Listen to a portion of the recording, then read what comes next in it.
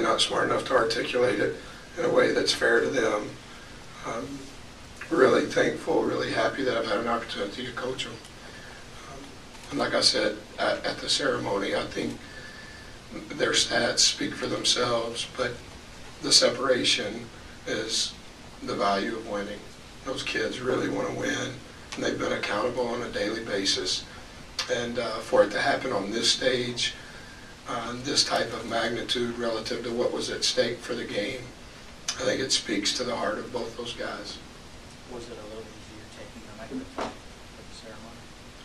Yeah, it was the first time I'd ever taken the microphone when we had won. And that's not to be critical of the previous seniors, but none of those previous seniors had ever been involved in a game that added to their legacy relative to what was at stake. I mean, we're playing for second place in the best league in the country. Most number of wins ever, undefeated at home. I mean, so just that we won obviously helped a lot of things. Just looking at the box score here, I have to imagine the whiteboard stats are pretty good for that. You know, the whiteboard stats were real good. 33 free throw makes, I think, is probably the most we've ever had. 13 assists is not what we normally get, but you know, like, I don't know how to transfer that, but a lot of those free throw makes, if we would not have been fouled, would have been baskets, which would have been assisted baskets. Really good. Wish we would have kept them off the glass a little bit more, but yeah, I thought we were really good. Even with Devontae in there, could you imagine 40 paint points against Georgetown? You know, as much as everyone talks about, you know, how little we are and how big our opponent is, and that's always true. Like at their place, we had 12 offensive rebounds and they had 4. But you look at their roster and you look at our roster and you go, wow, you gotta keep them off the glass and keep them out of the paint. But we're really good at getting to the paint, particularly off missed shots, because we're going to score a lot in, you know, in transition or in sequence. And so I'm glad Devontae was able to help us, not just statistically, but I wanted to see if he could at least play, you know, 8 to 10 possessions, so that the next time he plays, there's at least some bit of rhythm. I think that'll help us as we progress. So yeah, it's good. Does Akina how he feels tomorrow? Yeah, I didn't put him in there towards down the stretch. Because it just stiffened up, you know, and when he was in during timeouts, he wouldn't sit down because it stiffens up. I would say, I'm not a doctor, but I would say he's probably 80%, you know, and so I'm trying to sub him offense for defense. And then when Jamil picked up those 2 fouls, probably tried to keep him a little longer than he had earned the right to. So. Is this more than you expected from him, or did you have any idea what to expect? Well, like I told you on Friday, he went 25 minutes before he had to go to school on Thursday afternoon. And then yesterday, we probably practiced 55 minutes, and he was a part of that. But he's been doing individual workouts in addition to practice the last 2 days, and then his rehab schedule eats up all of his time. So he was at the point where we needed this. I think he's tired of hearing from the doctors and the trainers, and he's probably at the point emotionally where he needs me to holler and scream at him so that he'll progress the rest of the way. Coach, DJ said, you know, with the loss of Cincinnati, he was a little happy that I got the loss out of the way before you guys head to New York. What do you think of that? That's fine.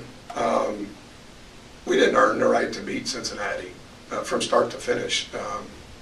That we only got beat by 11 is remarkable. We weren't any good.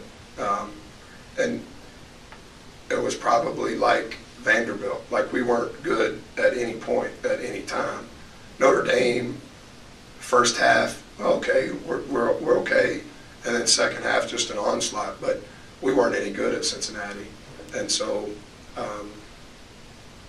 yeah, that's fine. If that's what DJ feels, I'm okay with that. Do you think the first couple minutes of the second half were big, the way you pushed that lead right back up? you know, it becomes a lot of deja vu, and that's probably more me than it is anybody else. You know, they only missed 5 shots in the first half, or in the second half at their place, and I think we're up 14 with 13 minutes to play. And we've just been exchanging baskets.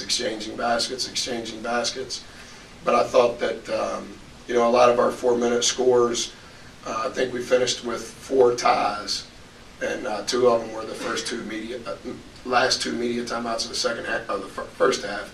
And then I thought that stretch to begin the second half was a confidence builder in a lot of ways. 2 weeks ago, you said Kevin Jones was Big East Player of the Year, hands down.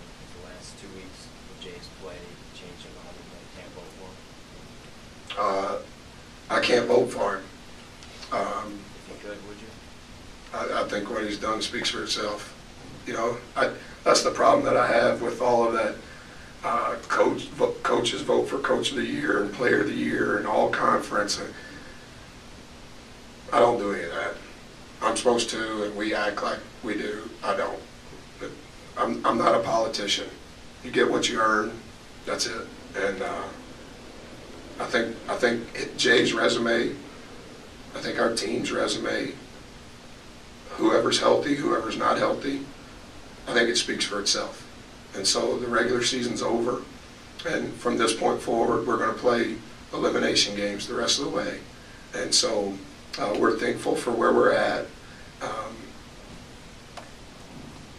Whoever wins the awards on Monday, when do they give them?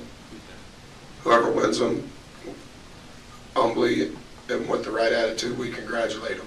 But let's see if we can win a few more games. Does that speak to the team's success, though? What? You vote, don't you? I mean, as a coach, you're supposed to vote. That's what I just said. I'm supposed to, and I don't.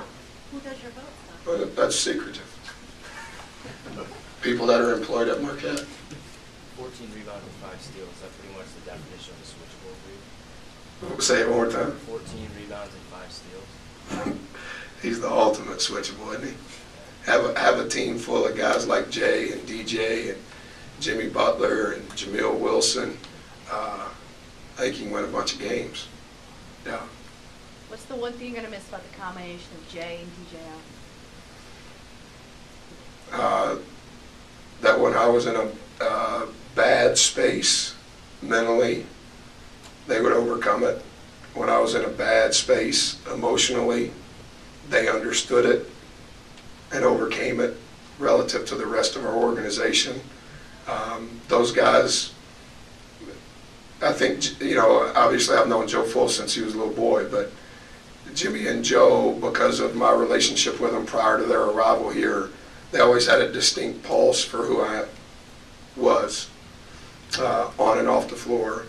And Jay and DJ, because of how they were recruited here, think about it, they never took a visit. Seriously.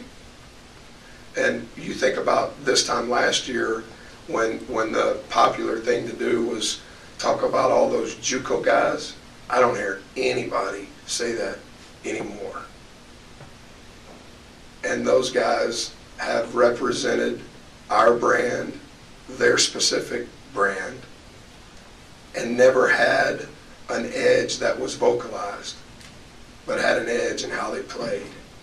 And there are, like I said, you weren't there, I think you just show up on game days, but there's very few line chasers anymore in our world. Those dudes chase lines and don't talk about it, but it's evident.